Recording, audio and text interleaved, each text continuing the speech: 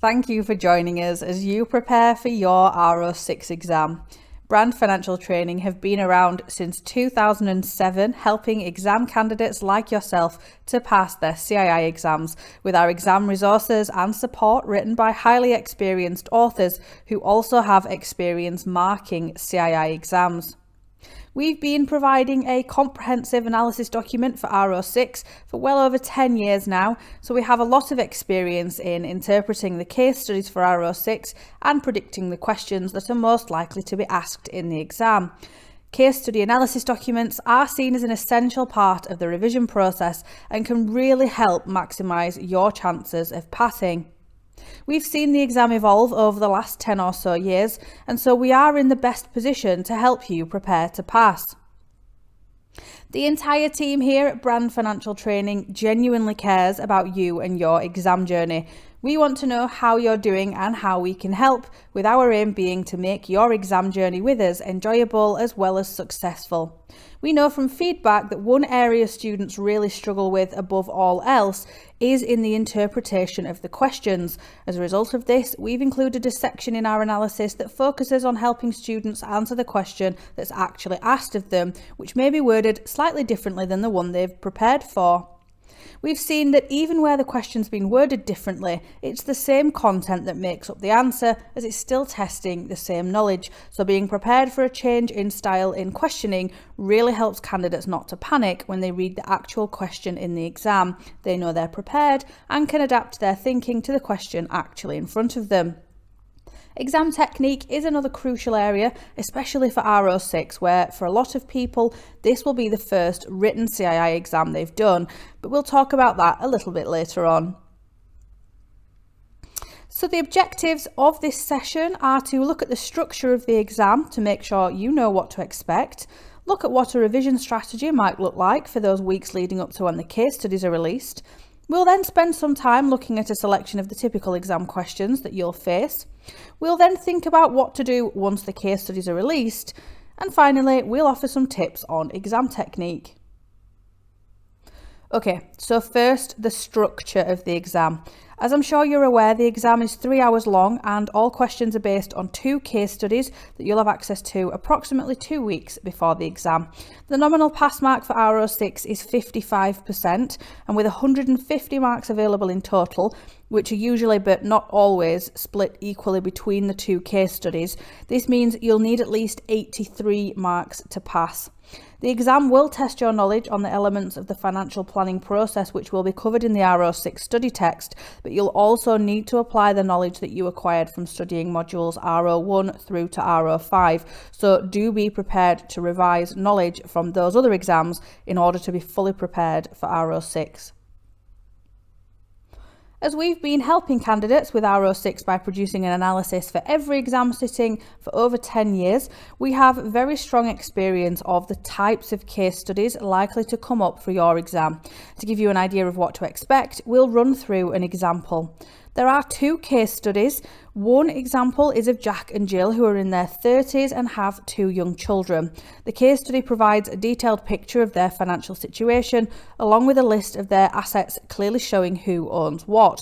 This can be really important information when analysing things such as tax efficiency.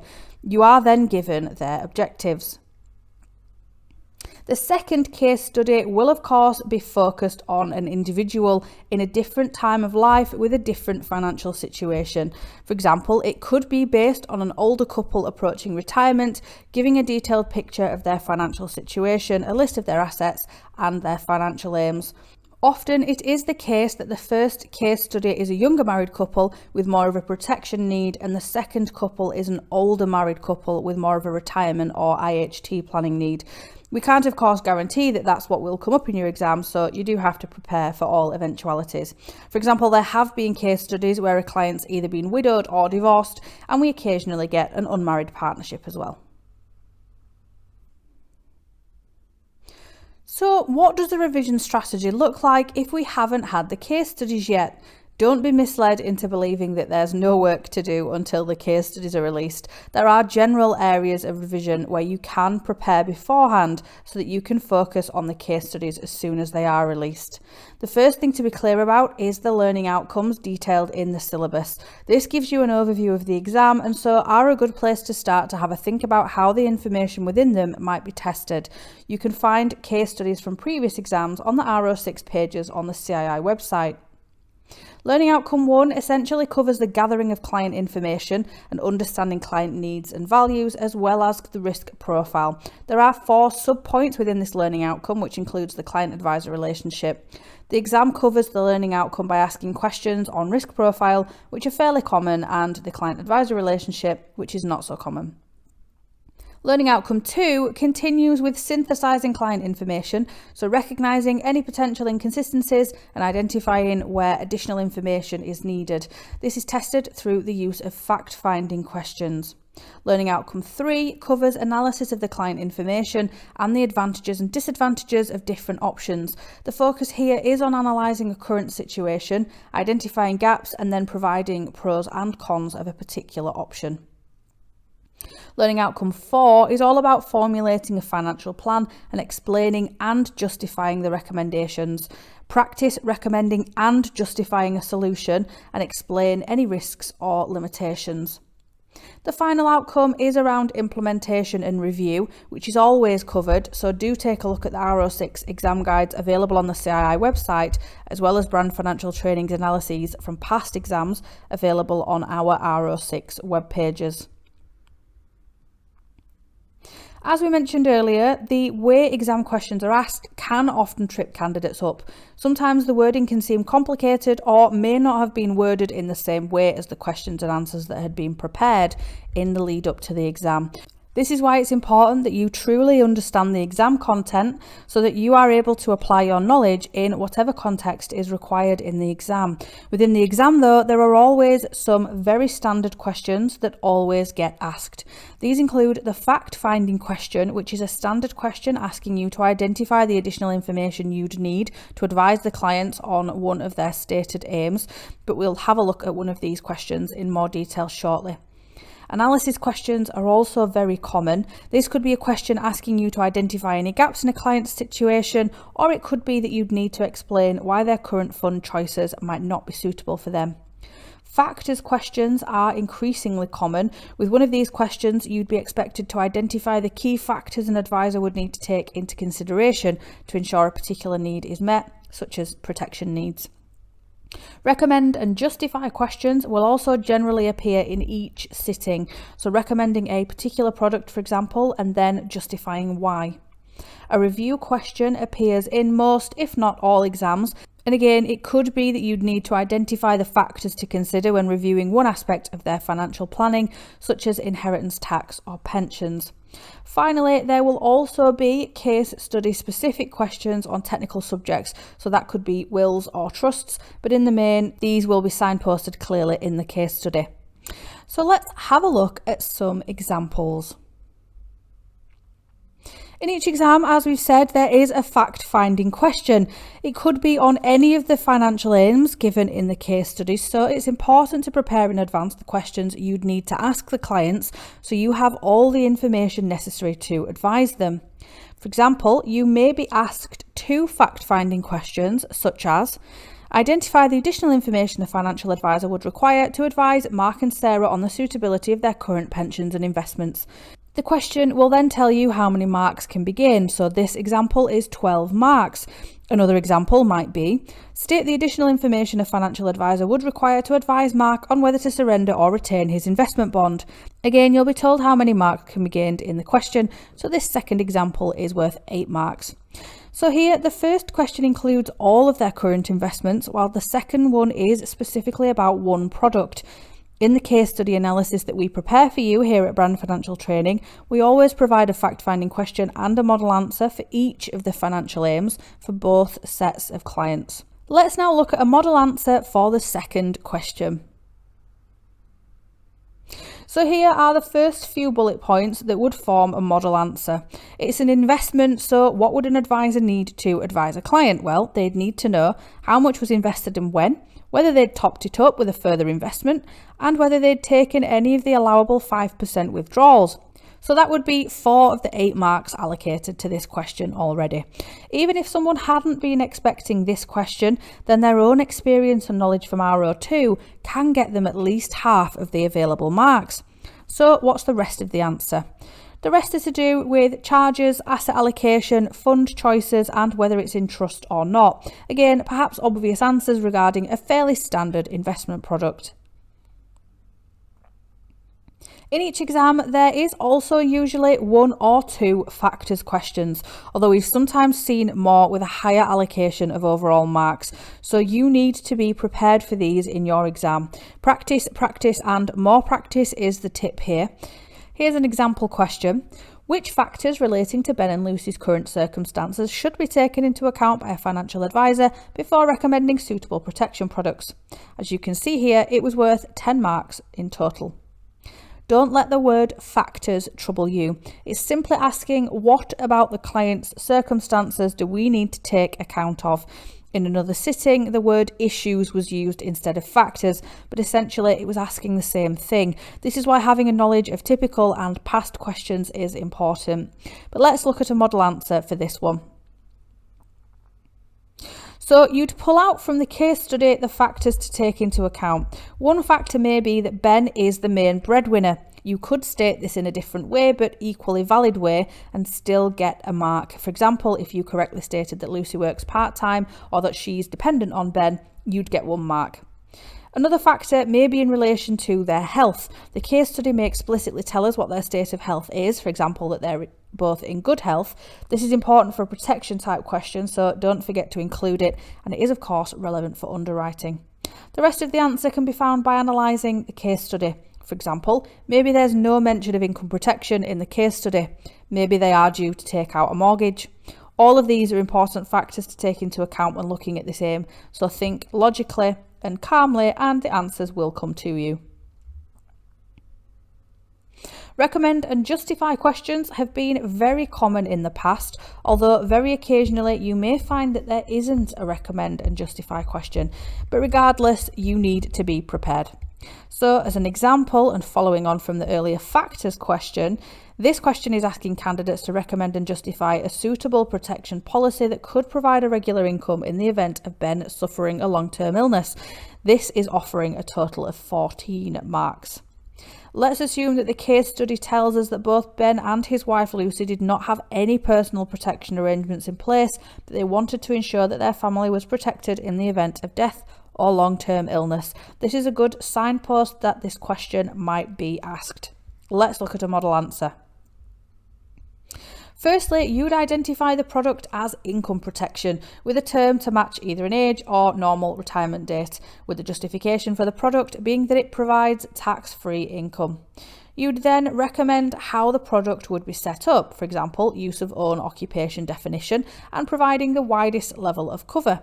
Deferred periods and guaranteed premiums would also be part of a model answer. Basically include all the detail that you know about income protection. The key is to remember to recommend and then justify, as there will be marks available for both. There could be other answers, such as including indexation with the justification that cover would then keep pace with inflation. Other points could be that underwriting is simple, as Ben was in good health, and you could also state that policy could not be cancelled by the insurer, so Ben can make multiple claims. The review question usually appears at the end of one of the case studies and relates to one of the aims you'll have been given for either set of clients.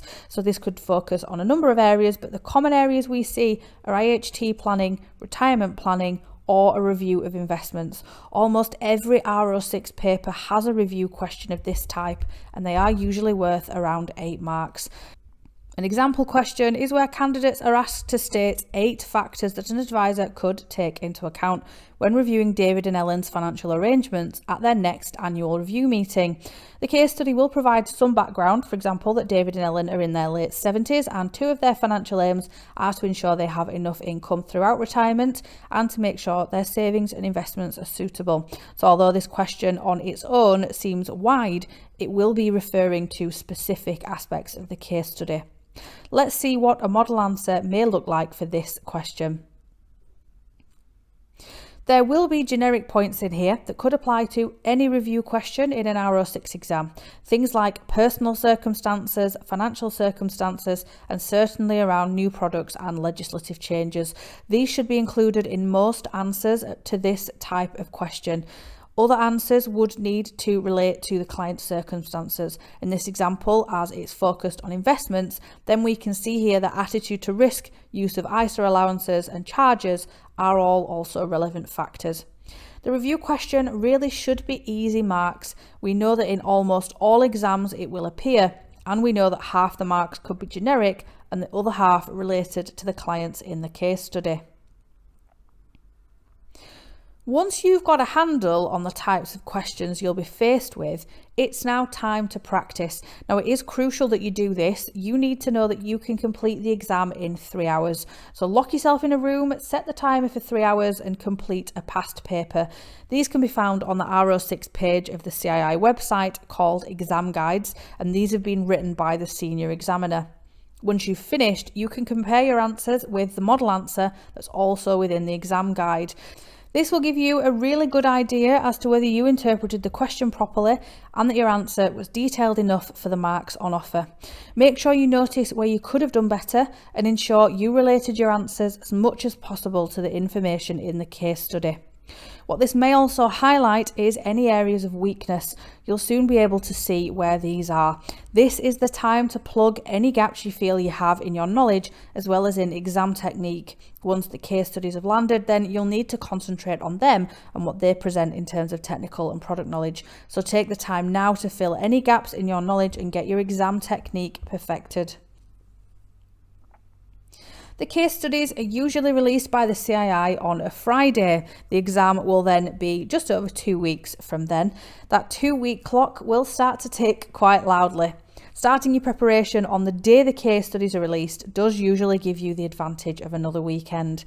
Essentially though, you've got 2 weeks to really get to know the 2 sets of clients. Try and bring them to life in your mind as much as possible, because the more realistic you can make them, the easier you'll find recalling knowledge in the exam. The case studies will also include the financial aims of the clients, so consider these in full and think of any other possible areas that could be tested.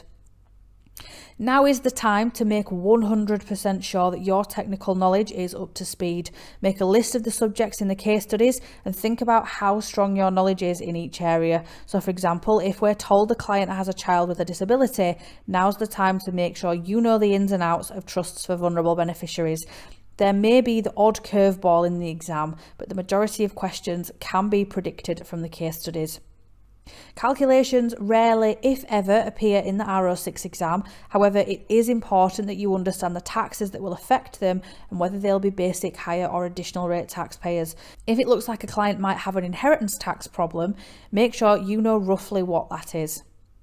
After the CII released the case studies, here at Brand Financial Training, we get started on our analysis of the case studies. This has helped thousands of candidates over the years to pass R06.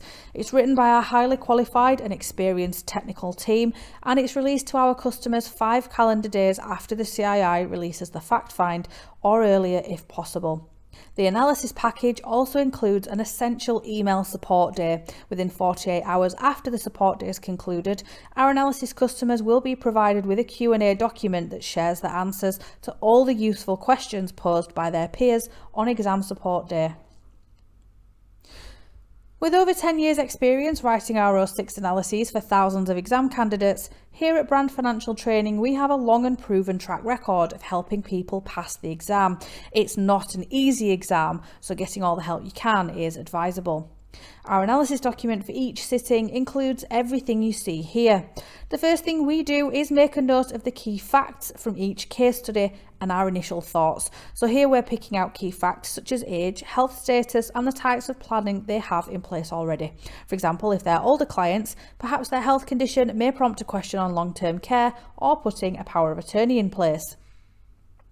We then carefully consider each of the financial aims and provide our expected questions and model answers. These are based on our knowledge and expertise on over 10 years of R06 papers. We will include each of the question styles we mentioned earlier, along with technical areas we feel might be tested as well.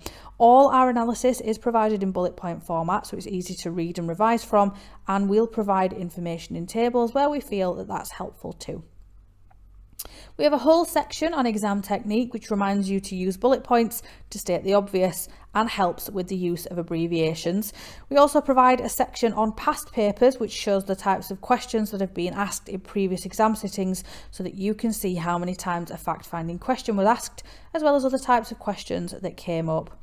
We also provide a full breakdown of what exactly was tested in previous exam papers, so this includes the subject areas. We have a generic questions section which includes different product areas and technical knowledge that we feel might be relevant to that particular sitting. We include this because while the majority of the marks available for each case study should be directly related to the client's stated aims, you are likely to face some questions that test your understanding of parts of the financial planning process and technical areas, so the generic section is designed to cover these. And finally, we provide a section of self-test questions related to the case studies. This provides valuable practice and a reminder that a question in the actual exam paper may be worded differently, but the model answer can be just as relevant and valid. We also provide a very highly regarded email support day. This comes as part of our case study analysis and is scheduled for a few days before the exam. From 9 AM until 5 PM on the email support day, our very experienced technical team will be available to answer any questions you might have based on the case studies and our analysis. For example, helping someone with a technical question on a type of trust or pension, or perhaps explaining why a certain product isn't relevant in a recommend and justify question. Any question emailed to us up to 5 PM on the email support day will be answered that day. Do bear in mind though that if you email us just before 5 or if it's been an exceptionally busy day, you may receive your response slightly later that evening. Then within 48 hours, we will email to you the useful questions with our answers that were asked of us during the email support day, so you'll benefit from the questions of others. I should also point out that if you pre-order our analysis before it's released, which is usually 5 days after the CII releases the case studies, but sometimes sooner, there is a special pre-order price. Full details can be found on our website.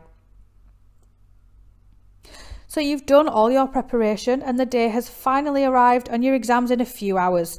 It's probably true to say for most of us that doing any kind of last-minute cramming only adds to any exam nerves already being experienced. What you can do though is remember this. Structure your answer using bullet points. It really is perfectly acceptable to the examiner. They would much rather be marking bullet points than trying to pick out the key points from pages and pages of sentences. Don't use too much jargon, but don't also worry too much about abbreviating very common terms. Things like IHT or CGT can very obviously be used, but even CLT and PETs will be acceptable to examiners. The CII provides a glossary of abbreviations at the back of their exam guide that you can use in financial planning online exams, so do make sure you have a look at them. Remember to state the obvious. Things like stating they are in good health for protection type questions, or that one is a basic rate taxpayer and one's a higher rate taxpayer. Sometimes it's the obvious information that we forget to write down. Use the number of marks available as an indicator of how many points you should be making. An 8-mark question needs 8 different points to gain the marks available. If you can think of more, write them down. This might mean 8 separate bullet points, or sometimes 2 marks might be within one sentence. But do remember, if a question is for 3 marks, a full page answer will be a waste of your valuable time. And if a question is for 12 marks, then you'll need to provide more than a couple of bullets. That probably goes without saying, but it is surprising how some candidates don't pay attention to the marks on offer. Finally, remember there's no negative marking with any CII written exam. What this means is that marks are not taken away for incorrect information. What you must be careful of though is hedging. This is where candidates give more than one answer, which might even be contradictory, but they're hoping that one of them's right. In these circumstances, the examiner is unlikely to give you the mark, even though one of those answers might be right. They need to be confident that you do actually know what the answer is. This is a good time to also make you aware of our R06 How to Pass guide, which is freely available at brandft.info/R06-HTP. This takes you through the structure of R06, how you can prepare yourself to pass, and how to master the types of questions asked. I know we've already said this, but it is one of the biggest tips we can give you about exam technique, and that is to answer the question being asked. It really is the area that trips up candidates more than anything else in R06. Here's a prime example from a previous R06 exam. The question was, state the key factors that a financial advisor should take into consideration before recommending a fund switch within Tricia's holding as part of her employer's qualifying workplace pension scheme. In the examiner's comments, it was stated that candidates focused on the transfer of the pension scheme rather than a fund switch, as clearly stated in the question. So the big tip here is take time to read and understand the question, then ensure you answer the question being asked. Before you even get close to the exam date, it's worth making sure you are familiar with the CII online system for written exams. Although calculations are very rare within this exam, it's also worth making sure you know where the calculator is on screen, just in case you want to use one. Remember as well to type in the full number of the question you are answering. Do take a look at the CII online familiarisation test for written exams.